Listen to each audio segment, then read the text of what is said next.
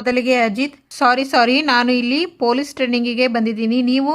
ಆಗ ಭೂಮಿ, ನಾನು ಬೋಂಡಾ ಬಜ್ಜಿ ಮಾರೋದಕ್ಕೆ ಬಂದಿದ್ದೀನಿ. ಅವಳು ಕಡಲೆ ಮಿಠಾಯಿ ಮಾರೋದಕ್ಕೆ ಬಂದಿದ್ದಾಳೆ. ಏನು ಪ್ರಶ್ನೆ ಅಂತ ಕೇಳ್ತೀರಿ ನೀವು? ನಾವಿಬ್ರು ಟ್ರೈನಿಂಗಿಗೆ ಬಂದಿರೋದು. ನನ್ನ ಹೆಸರು ಭೂಮಿ, ಅವಳ ಹೆಸರು ಸಹನಾ. Nice meeting you. ನನ್ನ ಹೆಸರು ಅಜಿತ್. ಅಲ್ಲ, ನಿಮ್ಮ ಹೆಸರು ಏನು ಹೇಳಿದ್ರಿ? ಅಜಿತ್ ಕುಮಾರ್. ಫ್ರೆಂಡ್ಸ್ ಎಲ್ಲ ನನ್ನ ಏಕೆ ಅಂತ ಕರೀತಾರೆ. ಯಾಕೆ ಎರಡೆರಡು ಸಲ ನನ್ನ ಹೆಸರು ಕೇಳಿದ್ರಿ? ಈ ಹೆಸರು ನನಗೆ ತುಂಬ ಹತ್ತಿರವಾದವರ ಹೆಸರು. ಅವರು ನನಗೆ ತುಂಬ ಬೇಕಾದವರು. ಅದು ಸರಿ, ಇಷ್ಟೇ ಇನ್ಫಾರ್ಮೇಶನ್ ಸಾಕಾ? ಇನ್ನೂ ಏನಾದರೂ ಬೇಕಾ? ಬೇಡ ಸಾಕು. ಮತ್ತೆ ಸಿಗೋಣ ಭೂಮಿ ಅವರೇ, ಬಾಯ್. ಒಂದು ನಿಮಿಷ, ನನ್ನ ಹೆಸರು ಭೂಮಿ ಅಂತ ಹೇಳ್ದೆ ತಾನೆ? ಭೂಮಿ ಅಂತ ಕರೀರಿ ಸಾಕು. ಈ ಅವರೇ ಗಿವ್ರೇ ಹೋಗಿ ಬನ್ನಿ ಇದೆಲ್ಲ ಯಾಕೆ? ನಾವಿನ್ನೂ ತಿಂಗಳಾನ್ಗಟ್ಲೆ ಇಲ್ಲೇ ಟ್ರೈನಿಂಗ್ ಮಾಡಿಕೊಂಡು ಜೊತೆಯಲ್ಲೇ ಇರ್ತೀವಿ. ಎಲ್ಲರೂ ಖುಷಿಯಾಗಿ ಒಟ್ಟಿಗೆ ಚೆನ್ನಾಗಿ ಇರೋಣ. ಈ ಅವರೇ ಗಿವ್ರೇ ಎಲ್ಲ ಯಾಕೆ? ನಾವೆಲ್ಲ ಫ್ರೆಂಡ್ಸು. ಓಕೆ ಭೂಮಿ, ಮತ್ತೆ ಸಿಗೋಣ. ಆಗ ಸಹನಾ, ಸರಿ ಬನ್ನಿ ಭೂಮಿ ಅಜಿತಕ್ಕ. ನಿಂತ್ಕೋ, ಬಾಯಿ ಕಡೆ. ಏನ್ ನೀನು ಮಾತಿಗೆ ಮುಂಚೆ ಭೂಮಿ ಅಜಿತಕ್ಕ ಅಂತ ಕರಿತಾ ಇದೀಯಾ? ನನ್ನ ಹೆಸರು ಭೂಮಿ. ಭೂಮಿ ಅಕ್ಕ ಅಂತ ಕರೆದ್ರೆ ಸಾಕು. ಅರ್ಥ ಆಯ್ತಾ? ಬನ್ನಿ ಭೂಮಿ ಅಜಿತಕ್ಕ. ಈಗಷ್ಟೇ ಹೇಳಿದೆ ಭೂಮಿ ಅಕ್ಕ ಅಂತ ಕರಿ ಅಂತ. ನೋಡ್ಕೋತೀನಿ ನಿನ್ನ. ಆಗ ಅಂಜು, ಮಾಮ್ ಯಾಕೆ ಬೇಜಾರಲ್ಲಿದ್ದೀಯಾ? ಬೇಜಾರು ಆಗದೆ ಇರುತ್ತಾ? ಅಲ್ಲಿ ಎಲ್ಲರ ಮುಂದೆ ನಾನು ಕೊಟ್ಟ ಏರ್ ಟಿಕೆಟ್ನ ಹರಿದು ಹಿಂಗೆ ಬಿಸಾಕಿದ್ರೆ ನನ್ನ ಮನಸ್ಸಿಗೆ ಹೇಗೆ ಆಗಬೇಡ ಹೇಳು? ಸಾರಿ ಮಾಮ್, ನಾನು ಕ್ಯಾರೆಕ್ಟರಲ್ಲಿ ಇದ್ಬಿಟ್ಟೆ. ಮುಂಚೆ ಎಷ್ಟೋ ಸಲ ಭೂಮಿ ಅಜಿತ್ತು ರಿಯಲ್ ಮ್ಯಾರೇಜ್ ಅಲ್ಲ ಕಾಂಟ್ರಾಕ್ಟ್ ಮ್ಯಾರೇಜ್ ಅಂತ ಬಡ್ಕೊಂಡೆ. ಯಾರಾದರೂ ನಂಬಿದ್ರಾ? ಬದಲಿಗೆ ನನಗೆ ಇನ್ಸಲ್ಟ್ ಮಾಡಿ ನನ್ನ ಬಾಯಿ ಮುಚ್ಚಿಸಿದ್ರಿ. ಇದರಿಂದ ಏನರ್ಥ ಆಗುತ್ತೆ ಗೊತ್ತಾ? ಕಹಿಯಾದ ಸತ್ಯ ಯಾರಿಗೂ ಬೇಕಾಗಿಲ್ಲ. ಸಿಹಿಯಾದ ಸುಳ್ಳೇ ಜನರನ್ನ ಸಂತೋಷ ಪಡಿಸೋದು. ಅದಕ್ಕೆ ಟ್ರ್ಯಾಕ್ ಅನ್ನೇ ಬದಲಾಯಿಸ್ಬಿಟ್ಟೆ. ಮಹಾಭಾರತದಲ್ಲಿ ಆ ಶಕುನಿ ಹೇಗೆ ಜೊತೆಗೆ ಇದ್ದು ಇಡೀ ಕುರು ವಂಶನೇ ಮುಗಿಸಿದ್ನೋ ಅದೇ ತರ ಈ ಲೇಡಿ ಶಕುನಿ ನಮ್ಮೆಲ್ಲ ದುಶ್ಮನ್ಗಳನ್ನ ಒಬ್ಬೊಬ್ಬರನ್ನೇ ಟಾರ್ಗೆಟ್ ಮಾಡಿ ಮುಗಿಸ್ತಾಳೆ. ಮಾಮ್, ಈ ಪ್ರಾಸೆಸ್ ಅಲ್ಲಿ ನಿನಗೆ ಏನಾದರೂ ಹರ್ಟ್ ಆಗುತ್ತೆ ಅನ್ನೋದೇ ಆದ್ರೆ ಈ ಡ್ರಾಮಾನ ಇಲ್ಲಿಗೆ ನಿಲ್ಲಿಸ್ಬಿಡೋಣ. ಹೇಗಿದ್ರು ನಚ್ಚಿ ಅಮ್ಮನ ಜೊತೆ ಕಾಂಪ್ರಮೈಸ್ ಆಗು ಅಂತ ಹೇಳ್ತಾನೆ ಇದ್ದಾನೆ. ನೋ, ಬೇಡ. ಒಂದು ಕ್ಷಣ ನಾನು ಇನ್ಸೆಕ್ಯೂರ್ ಆಗಿದ್ದಂತೂ ನಿಜ. ಹಾಗಂತ ನಮ್ಮ ಅಜೆಂಡಾನ ನಾವು ಮರಿಬಾರ್ದು ಬೇಬಿ. ಸ್ಟೆಪ್ ಬೈ ಸ್ಟೆಪ್ ಈ ಮನೆನ ಕುಸಿಯೋ ಥರ ಮಾಡಬೇಕು. ಸ್ಟೆಪ್ 1, ಭೂಮಿ ಜೊತೆ ನೀನು ನಗ್ನಗ್ತಾ ಮಾತಾಡ್ತಾ ಅಜಿತ್ ಮತ್ತೆ ಭೂಮಿ ಮಧ್ಯೆ ಸಂಬಂಧ ಸರಿ ಇಲ್ಲ ಅನ್ನೋ ಅನುಮಾನನ ಮನೆಯವರಲ್ಲಿ ನೀನು ಹುಟ್ಟಾಕಬೇಕು.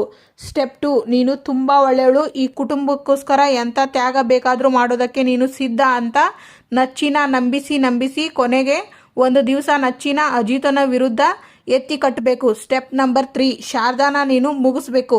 ಎಸ್ ಬೇಬಿ, ಎಲ್ಲರ ದೃಷ್ಟಿಯಲ್ಲಿ ನೀನು ಒಳ್ಳೆಯವಳು ಅಂತ ಪಟ್ಟ ತಗೊಂಡ್ಮೇಲೆ ಶಾರದಾನ ಮುಗಿಸ್ತೆ ಅಂತ ಇಟ್ಕೋ. ಆಗ ಅಜಿತನ ಅನುಮಾನದ ದೃಷ್ಟಿ ಯಾರ ಮೇಲೆ ಬೀಳುತ್ತೆ? ನಿನ್ ಮೇಲೆ. ಅದಕ್ಕೆ ಎವಿಡೆನ್ಸ್ ಸಿಗುತ್ತಾ? ಚಾನ್ಸೇ ಇಲ್ಲ ಮಾಮ್. ಯಾಕಂದ್ರೆ ಇದರಲ್ಲಿ ನೀನು ಇನ್ವಾಲ್ವೇ ಆಗಿರೋದಿಲ್ಲ ಅಲ್ವಾ? ಅಲ್ಲಿಗೆ ಅಜಿತು ನನ್ನ ಮೇಲೆ ದ್ವೇಷ ಸಾಧಿಸ್ತಾ ಇದ್ದಾನೆ ಅಂತ ಮನೆಯವರನ್ನೆಲ್ಲ ನಂಬಿಸಿ ಮಂಕ್ ಬೂದಿ ಎರಚಬಹುದು. ಹಾಗೇನಾದ್ರೂ ಆದ್ರೆ ಅವನ ಇಮೇಜು ಆಮೇಲೆ ಖಾಲಿಯಾಗಿ ಬಿಡ್ತಾನೆ. ಅವನು ಇದ್ದು ಇಲ್ದಂಗೆನೆ. ಅದು ಸ್ಟೆಪ್ ನಂಬರ್ 4. ಇನ್ನು ಸ್ಟೆಪ್ ನಂಬರ್ 5, ಈ ಮನೆಯ ಆಸ್ತಿ ಅಂತಸ್ನೆಲ್ಲ ಕೈಗೆ ತಗೊಳ್ಳೋದು. ಆಮೇಲೆ ಆ ಅಜ್ಜಿ ರೂಮಲ್ಲಿ ಇರೋ ಚೇರ್ ಮೇಲೆ ನೀನು ರಾಜಮಾತೆ ತರ ಕೂತ್ಕೊಳ್ಳೋದು. ಆಗ ಸಹನಾ, ನನ್ನ ಬೆಡ್ ಇಲ್ಲೇ ಇದೆ. ಆಗ ಭೂಮಿ, ನಂದು ಇಲ್ಲೇ ಇದೆ. ಟ್ರಂಕ್ ತೆಗೆದು ಫ್ಯಾಮಿಲಿ ಫೋಟೋ ನೋಡ್ತಾರೆ. ಆಗ ಅಜಿತ್ ಫೋಟೋ ನೋಡ್ತಾ ಮನಸ್ಸಲ್ಲೇ, ನಿಮಗೆ ಹೇಗೋ ಏನೋ ನನಗೆ ಗೊತ್ತಿಲ್ಲ ಸಾಹೇಬ್ರೆ, ಆದರೆ ನಾನಂತೂ ನಿಮ್ಮನ್ನ ತುಂಬ ಮಿಸ್ ಮಾಡ್ಕೋತಾ ಇದ್ದೀನಿ. ಆಗ ಅಜಿತ್ ರೂಮಿಗೆ ಬಂದು, ಭೂಮಿ ನೀರು ತಗೊಂಡ್ ಬಾ ಬೇಗ. ಭೂಮಿ ಇಲ್ಲದೆ ಇರೋದು ನೆನಪಾಗಿ ಸುಮ್ಮನೆ ಕೂತ್ಕೋತಾರೆ. ಆಗ ಸಂಗೀತ, ಅಜಿತಾ ತಗೋ ಕುಡಿ. ಅಜಿತಾ, ಅಮ್ಮ ಭೂಮಿನ ಮಿಸ್ ಮಾಡ್ಕೊತಾ ಇದೆಯೇನೋ? ಅವಳನ್ನ ಮಿಸ್ ಮಾಡ್ಕೊತಾ ಇರೋದು ನೀನು ಅಷ್ಟೇ ಅಲ್ಲ ಕಣೋ, ನಾನು ಮಿಸ್ ಮಾಡ್ಕೋತಾ ಇದ್ದೀನಿ.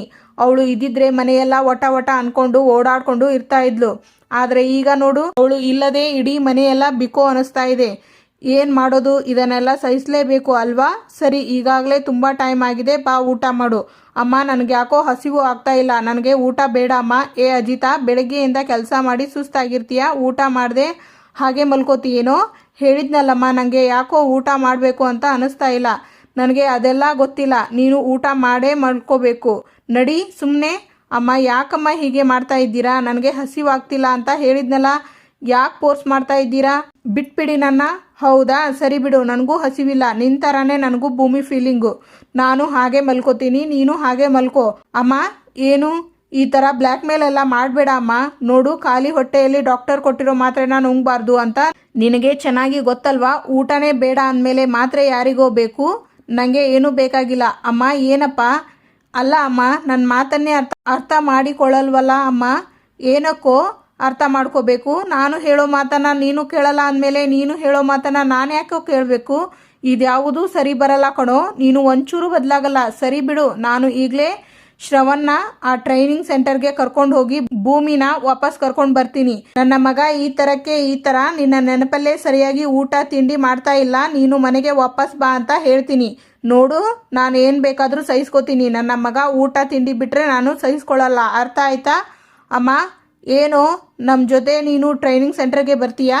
ಈಗೇನು ನಾನು ಊಟ ಮಾಡಬೇಕು ಅಷ್ಟೇ ತಾನೇ? ಹ್ಞೂ ಮಾಡ್ತೀನಿ. 1-2 ನಿಮಿಷ ಟೈಮ್ ಕೊಡಿ, ನಾನು ಬಟ್ಟೆ ಚೇಂಜ್ ಮಾಡಿಕೊಂಡು ಬರ್ತೀನಿ. ನಿನ್ನ ಬಗ್ಗೆ ನನಗೆ ಗೊತ್ತಿಲ್ವಾ? ಅಷ್ಟರಲ್ಲಿ ಮನಸ್ಸೇ ಚೇಂಜ್ ಮಾಡ್ತೀಯಾ? ಊಟ ಬೇಡ ಅಂತ ಹೇಳ್ತೀಯಾ? ಅದೇನೂ ಬೇಕಾಗಿಲ್ಲ, ನಡಿ ಸುಮ್ಮನೆ. ಇಲ್ಲ ಅಮ್ಮ. ನೀನು ಬಾರೋ ಸುಮ್ಮನೆ. ಅಲ್ಲಮ್ಮ. ಆಹಾ, ನಿನ್ನ ಬುದ್ಧಿ ನನಗೆ ಗೊತ್ತಿಲ್ವಾ? ಬಾರೋ ಅಮ್ಮ. ಅಜ್ಜಿ ಮತ್ತು ಮಾವ ಎಲ್ಲ ಎಲ್ಲಿ? ಅವ್ರದ್ದೆಲ್ಲ ಊಟ ಆಯಿತು ಕಣೋ. ಅಜ್ಜಿ ಆಗಲೇ ಮಲ್ಕೊಂಡಿದ್ದಾರೆ. ಆಗ ನಚ್ಚಿ, ಅಂಜು, ನನ್ನ ಕೈಗೆ ಏಟಾಗಿದ್ದರೂ ಪರವಾಗಿಲ್ಲ, ನಿನಗೆ ಸ್ಪೂನಲ್ಲಾದರೂ ತುತ್ತು ತಿನ್ನಿಸ್ತೀನಿ. ಆಗ ಅಜಿತ್ಗೆ ಭೂಮಿಯ ನೆನಪು ಆಗುತ್ತೆ. ಆಗ ಸಂಗೀತ, ಏನಮ್ಮ ಇದು? ಅವನಿಗೇನೋ ಕೈ ಬೆರಳು ಏಟಾಗಿದೆ, ಸ್ಪೂನಲ್ಲಿ ತಿಂತಾ ಇದ್ದಾನೆ. ನೀನ್ಯಾಕೆ ಸ್ಪೂನಲ್ಲಿ ತಿನ್ನೋದನ್ನು ಅಭ್ಯಾಸ ಮಾಡ್ಕೊಂಡಿದ್ದೀಯಾ? ನೋಡು, ಇದೆಲ್ಲ ಸ್ಪೂನು ಗೀನು ಎಲ್ಲ ಬಿಟ್ಟು ಕೈಯಲ್ಲೇ ಹೊಟ್ಟೆ ತುಂಬ ತಿನ್ನು, ಆಯಿತಾ? ಸರಿ ಅತ್ತೆ. ನಂಗೆ ಯಾಕೋ ಡೌಟು, ಸ್ಪೂನಲ್ಲಿ ತಿನ್ನು ಅಂತ ಈ ನನ್ನ ತರಲೆ ಮಗನೇ ಹೇಳ್ಕೊಟ್ಟಿದ್ದಾನೆ ಅನಿಸುತ್ತೆ ಅಲ್ವಾ? ಆಗ ನಚ್ಚಿ, ಏನಮ್ಮ ನೀನು? ಇರೋ ಕೆಟ್ಟ ಬುದ್ಧಿಯೆಲ್ಲ ನಿನ್ನ ಚಿಕ್ಕ ಮಗ ಹೇಳಿಕೊಡ್ತಾನೆ, ಒಳ್ಳೆ ಬುದ್ಧಿಯೆಲ್ಲ ನಿನ್ನ ದೊಡ್ಡ ಮಗ ಹೇಳ್ಕೊಡ್ತಾನಾ? ಹ್ಞೂ ಮತ್ತೆ. ಸರಿ ಸುಮ್ಮನೆ ತಿನ್ನೋ. ಆಯಿತು. ಅಜಿತಾ, ಏನೋ ಊಟ ಮಾಡದೆ ಯೋಚನೆ ಮಾಡಿಕೊಂಡು ಕೂತಿದೀಯಾ? ಊಟ ಮಾಡೋ. ಆಗ ಭೂಮಿ, ಸಾಹೇಬ್ರ ಕೈ ತುತ್ತು ತಿನ್ನದೆ ನಾನು ಊಟನೇ ಮಾಡಿದವಳು ಅಲ್ಲ. ಈಗ ಅವರಿಂದ ನಾನು ದೂರ ಇದ್ದೀನಿ. ಏನು ಮಾಡೋದು? ಸಾಹೇಬ್ರು ನನ್ನ ಥರನೇ ನನ್ನ ಬಗ್ಗೆ ಯೋಚನೆ ಮಾಡ್ತಿರ್ತಾರಾ? ಆಗ ಸಂಗೀತ, ಏನೋ ಊಟದ ಮುಂದೆ ಇನ್ನೂ ಮೀನಾಮೇಷ ಎನಿಸ್ತಾ ಇದೆಯಾ? ಊಟ ಮಾಡೋ. ಆಗ ರಾಮ್, ಸಂಗೀತ, ಮೊದಲನೇ ತುತ್ತು ಭೂಮಿಗೆ ತಿನ್ನಿಸಿ ಅಭ್ಯಾಸ ಅವನಿಗೆ. ಇವತ್ತು ಅವಳು ಜೊತೆಯಲ್ಲಿ ಇಲ್ಲ, ಅದಕ್ಕೆ ಅವಳನ್ನು ನೆನೆಸ್ಕೊಂಡು ಕೂತಿದ್ದಾನೆ ಅಷ್ಟೇ, ಅಲ್ವೇನೋ? ಅಜಿತಾ, ಯೋಚನೆ ಮಾಡಬೇಡವೋ? ನಿನಗೆ ಗೊತ್ತು ತಾನೆ, ಅವರ ಅಪ್ಪನ ಆಸೆ ಈಡೇರಿಸೋದಕ್ಕೆ ನಿನ್ನ ಪರ್ಮಿಷನ್ ತಗೊಂಡೆ ತಾನೆ ಅವಳು ಅಲ್ಲಿಗೆ ಹೋಗಿರೋದು. ನೋಡು, ನೀನು ಇಲ್ಲಿ ಯೋಚನೆ ಮಾಡಿಕೊಂಡು ಕೂತ್ಕೊಂಡ್ರೆ ಅವಳು ಅಲ್ಲಿ ನಿನ್ನ ನೆನೆಸ್ಕೊಂಡು ಯೋಚನೆ ಮಾಡ್ತಾ ಇರ್ತಾಳೆ ಕಣೋ. ಆಗ ನಚ್ಚಿ, ಅದು ಹೇಗೆ ಅಮ್ಮ? ಅಣ್ಣ ಇಲ್ಲಿ ಅತ್ತಿಗೆ ಬಗ್ಗೆ ಯೋಚನೆ ಮಾಡ್ತಾ ಕೂತ್ರೆ ಅತ್ತಿಗೆಗೆ ಅದು ಗೊತ್ತಾಗಿ ಅವರು ಇವನ ಬಗ್ಗೆ ಯೋಚನೆ ಮಾಡ್ತಾರಾ? ಆಗ ಅಂಜು, ನಾನು 2 ದಿನ ಕಾಣಿಸ್ಲಿಲ್ಲ ಅಂದರೆ ನಿನಗೆ ಹೇಗೆ ಫೀಲ್ ಇರುತ್ತೆ? ಗೊತ್ತಾಯ್ತು, ಅರ್ಥ ಆಯ್ತು ಗುರುವೇ, ನಿನ್ನ ಸಂಕಟ ನನಗೆ ಅರ್ಥ ಆಗುತ್ತೆ, ಸಾರಿ. ಆಗ ಸಹನಾ, ಭೂಮಿ ಅಜಿತಕ್ಕ, ನಂದು ಊಟನೇ ಮುಗಿತಾ ಬಂತು, ನೀವು ಇನ್ನೂ ಸ್ಟಾರ್ಟೇ ಮಾಡಿಲ್ಲಲ್ಲ. ಯಾರನ್ನಾದರೂ ನೆನೆಸ್ಕೊತಾ ಇದ್ದೀರಾ? ಫೀಲ್ ಮಾಡ್ಕೊತಾ ಇದ್ದೀರಾ? ಸಹನಾ, ನೀನು ಹೀಗೆ ಭೂಮಿ ಅಜಿತಕ್ಕ ಅಂತ ಇದ್ರೆ ಅಲ್ಲಿ ನೋಡು, ಅಲ್ಲಿ ಫ್ಯಾನು, ಆ ಫ್ಯಾನಿಗೆ ಉಲ್ಟಾನೇ ತಗ್ಬಿಡ್ತೀನಿ ನಿನ್ನ. ಅಷ್ಟೇ, ತಿನ್ನು ಅಕ್ಕ, ತಿನ್ನು ಅಂದೆ. ನನ್ನನ್ನು ನೆನೆಸ್ಕೊಂಡು ಸಾಹೇಬ್ರು ಊಟ ಮಾಡದೆ ಉಪವಾಸ ಕೂತಿರ್ತಾರ?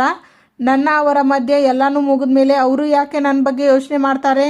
ಇನ್ಮೇಲೆ ನನ್ನ ದಾರಿನ ನಾನು ನೋಡ್ಕೋಬೇಕು, ಇವೆಲ್ಲನೂ ಮರೆತು ಹೊಸ ಜೀವನನ ಕಟ್ಕೋಬೇಕು. ಅದಕ್ಕೆ ಭೂಮಿ, ನೀನು ಚೆನ್ನಾಗಿ ಊಟ ಮಾಡಬೇಕು. ಊಟ ಮಾಡು. ಊಟ ಮಾಡ್ತಾರೆ. ಆಗ ಸಂಗೀತ, ಸರಿ ಬಿಡು, ಬೆಳಗ್ಗೆವರೆಗೂ ನೀನು ಹೀಗೆ ಕೂತಿರ್ತೀಯ ಹೊರತು ಒಂದು ತುತ್ತು ಅಣ್ಣ ಊಟ ಮಾಡಲ್ಲ. ಏನೋ, ಅಯ್ಯೋ ದೇವರೇ, ಈ ಮಕ್ಕಳಿಗೆ ಯಾವಾಗ ಬುದ್ಧಿ ಬರುತ್ತೋ ಏನೋ. ಕೊಡೋ ಇಲ್ಲಿ. ಎಲ್ಲರ ಮನೆ ಮಕ್ಕಳು ದೊಡ್ಡವರು ಆದರೆ ನನ್ನ ಮಕ್ಕಳು ಬರ್ತಾ ಬರ್ತಾ ಚಿಕ್ಕವರು ಆಗ್ತಾ ಇದ್ದಾರೆ. ಆ ಮಾಡೋ. ಇನ್ನೂ ಏನು ಯೋಚನೆ ಮಾಡ್ತಾ ಇದ್ದೀಯಾ? ಬೇಗ ಬೇಗ ತಿನ್ನು. ನನ್ನ ಮಗ ಜಾನ, ಮಾಡು. ನೀರು ಬೇಕಾ? ಕುಡಿ. ಯಾವಾಗಲೂ ಖುಷಿಯಾಗಿ ಇರಬೇಕು, ಆಯ್ತಾ? ಆಗ ನಚ್ಚಿ, ಅಂಜು, ನಾನು ಸಂಜೆಯಿಂದ ನಿನ್ನನ್ನು ಗಮನಿಸ್ತಾನೇ ಇದ್ದೀನಿ. ನೀನು ಯಾಕೋ ಒಂಥರ ಡಲ್ ಆಗಿ ಇದೀಯಾ, ಏನಾಯಿತು? ನಮ್ಮ ಅಕ್ಕ ಮನೆಯಲ್ಲಿ ಇಲ್ವಲ್ಲ ನಚ್ಚಿ, ನಾನು ಅವಳನ್ನು ತುಂಬಾ ಮಿಸ್ ಮಾಡ್ಕೊಳ್ತಾ ಇದ್ದೀನಿ. ಯಾಕೆ ನಚ್ಚಿ ಹಾಗೆ ನೋಡ್ತಾ ಇದ್ದೀಯಾ? ಒಂದು ಟೈಮಲ್ಲಿ ಭೂಮಿ ಅತ್ತಿಗೆನ ಕಂಡ್ರೇನೆ ನಿನಗೆ ಆಗ್ತಾ ಇರಲಿಲ್ಲ, ಆದರೆ ಈಗ ಪ್ರತಿ ಕ್ಷಣನೂ ಪಕ್ಕದಲ್ಲಿ ಇರೋ ಗಂಡನ ಮರೆತು ಅವರ ಜಪಾನೇ ಮಾಡ್ತಾ ಇದ್ದೀಯಾ. ಅಜ್ಜಿ ಯಾವಾಗಲೂ ಹೇಳೋ ಹಾಗೆ ಕಾಲ ಎಲ್ಲರನ್ನೂ ಬದಲಾಯಿಸಿ ಬಿಡುತ್ತೆ ಅಲ್ವಾ? ಕಾಲ ಅಲ್ಲ ನಚ್ಚಿ, ಒಳ್ಳೆತನ ಬದಲಾಯಿಸುತ್ತೆ. ಇದು ಅಪ್ರಿಷಿಯೇಟ್ ಮಾಡಬೇಕಾಗಿರೋ ಪಾಯಿಂಟ್. ಅಂದರೆ ಎಕ್ಸಾಂಪಲ್, ಅಜಿತ್ದು ಮತ್ತೆ ಅಕ್ಕನ ಪ್ರೀತಿ ಥರ. ಆ ಹಾಸ್ಪಿಟಲ್ ಗಲಾಟೆ ಆದಮೇಲೆ ಅವರಿಬ್ಬರು ಸಿಂಕಲ್ಲೇ ಇಲ್ಲ ನಚ್ಚಿ. ನಮ್ಮ ಬಲವಂತಕ್ಕೆ ಸಂಗೀತ ಅತ್ತೆ ಮುಂದೆ ಆ್ಯಕ್ಟ್ ಮಾಡ್ತಿದ್ದಾರೆ ವಿನಃ ಅವರಿಬ್ಬರ ನಡುವೆ ಇವಾಗ ಯಾವ ಪ್ರೀತಿನೂ ಇಲ್ಲ ನಚ್ಚಿ. ಏನು ಹೇಳ್ತಾ ಇದ್ದೀಯಾ ಅಂಜು? ನನ್ನ ಮಾತಿನ ಅರ್ಥ ಏನು ಅಂದರೆ ಅಜಿತನಿಗೆ ಅಕ್ಕನ ಮೇಲೆ ಪ್ರೀತಿ ಇದ್ದಿದ್ರೆ ಅವಳನ್ನು ಯಾಕೆ ಪೊಲೀಸ್ ಟ್ರೈನಿಂಗಿಗೆ ಕಳಿಸಿಕೊಡ್ತಾ ಇದ್ದ? ಅಂದರೆ ಅವಳಿಂದ ದೂರ ಆಗಬೇಕು ಅನ್ನೋ ಇಂಟೆನ್ಷನ್ ತಾನೆ? ನೀನು ಬ್ರೋನ ತಪ್ಪಾಗಿ ಅರ್ಥ ಮಾಡ್ಕೊತಾ ಇದೀಯಾ ಅಂಜು. ಇಷ್ಟೆಲ್ಲ ಲಕ್ಸುರೀಸ್ ನಮಗೆ ಇದ್ದರೂ ಅತ್ತಿಗೆ ಏನು ಕೆಲಸ ಮಾಡೋ ನೆಸೆಸಿಟಿ ಇಲ್ಲದೇ ಇದ್ದರೂ ಅವರು ಕಾನ್ಸ್ಟೇಬಲ್ ಆಗಬೇಕು ಅನ್ನೋ ಒಂದೇ ಒಂದು ಆಸೆಗೆ ಅವನು ರೆಸ್ಪೆಕ್ಟ್ ಕೊಟ್ಟ. ಅತ್ತಿಗೆಯಿಂದ ದೂರ ಇರೋದು ಅವನಿಗೆ ಪೇನ್ಫುಲ್ ಆದರೂ ಅವರ ಖುಷಿನೇ ಕಾರಣ ಆಗಿ ಇಟ್ಕೊಂಡು ಅವನು ಇಷ್ಟೆಲ್ಲ ತಡ್ಕೊತಾ ಇದ್ದಾನೆ. ಹೆಂಡತಿ ಅಂದ್ರೇ ಸೇವೆ ಮಾಡೋಕೆ ಇರೋಳು ಅನ್ನೋ ಗಂಡಸರ ನಡುವೆ ಅವಳ ಸಾಧನೆಗೆ ನಾನು ಸಪೋರ್ಟ್ ಮಾಡಬೇಕು ಅಂದ್ಕೊಳ್ಳೋ ನಮ್ಮ ಬ್ರೋ ಥರ ಎಷ್ಟು ಜನ ಗಂಡಸರು ಇರ್ತಾರೆ ಅಂಜು. ಹೆಮ್ಮೆ ಪಡೋ ವಿಷಯ ಅಲ್ವಾ ಇದು? ಹೌದಲ್ವಾ ನಚ್ಚಿ? ನಾನು ಆ ಆ್ಯಂಗಲಲ್ಲೇ ಯೋಚನೆ ಮಾಡಿರಲಿಲ್ಲ. ಅಕ್ಕ ದೂರ ಆಗಿಬಿಟ್ಲು ಅಂತ ಅಜಿತ್ ಮೇಲೆ ಸುಮ್ಮನೆ ಕೋಪ ಮಾಡ್ಕೊಂಡ್ಬಿಟ್ಟೆ. ಪ್ರತಿಯೊಂದು ಕಾಯಿನ್ಗೂ ಎರಡು ಮುಖ ಇರುತ್ತೆ. ಪೂರ್ತಿಯಾಗಿ ನೋಡಿದ ಮೇಲೆ ನಾವು ಒಂದು ಕನ್ಕ್ಲೂಷನ್ಗೆ ಬರಬೇಕು. ನಿನ್ನನ್ನು ಸ್ಪೀಡ್ ವಾಸಿಗೆ ಹಾಕಿ ತೊಳೆಯೋಕೆ ಆಗಲ್ಲ. ನಿಧಾನಕ್ಕೆ ಕುಕ್ಕಿ ಕುಕ್ಕಿ ತೊಳಿತೀನಿ. ಅನ್ನ ಅತ್ತಿಗೆ ಅನ್ನೋ ಎಮೋಷನ್ನ ತೊಳೆದು ಹಾಕ್ತೀನಿ. ಇವತ್ತಿಗೆ ಇಲ್ಲಿನ ಸಂಚಿಕೆ ಮುಕ್ತಾಯವಾಗುತ್ತದೆ. ಮುಂದಿನ ಸಂಚಿಕೆಯಲ್ಲಿ ಆಗ ಟ್ರೈನಿಂಗ್ ಹೆಡ್ ಅವರು ನಮ್ಮಲ್ಲಿ ಒಂದು ಸರ್ತಿ ಅಟೆನ್ಷನ್ ಅಂತ ಅಂದರೆ ರಿಲೀಸ್ ಅನ್ನೋ ತನಕ ನೀವು ಯಾವುದೇ ಕಾರಣಕ್ಕೂ ರಿಲೀಸ್ ಮಾಡೋ ಹಂಗಿಲ್ಲ. ಹಾವು ಬಂದು ಹೆಡೆ ಎತ್ತಿ ನಿಮ್ಮ ಪಕ್ಕದಲ್ಲಿ ನಿಂತ್ಕೊಂಡ್ರು ಸರಿ, ನೀವು ಯಾರು ಅಲ್ಲಾಡೋ ಹಾಗೆ ಇಲ್ಲ. ಆಗ ಅಜಿತ್ ಕಚ್ಚು ನಾಗಪ್ಪ ಅನ್ಬೇಕೇನೋ ನಾವಾಗಿಯೇ. ಆಗ ಭೂಮಿ ನಗ್ತಾಳೆ, ಏ ಬಾಯಿಲಿ, ನಾನು ನಿನಗೆ ಜೋಕ್ ಹೇಳಿದ್ನಾ? ನಾನು ನಿಲ್ಸೋ ಅನ್ನೋವರೆಗೂ ಈ ಗ್ರೌಂಡ್ ಸುತ್ತ ಓಡ್ತಾ ಇರಬೇಕು ನೀನು. What I say do it. Bhoomi ಓಡ್ತಾರೆ. Thank you for watching.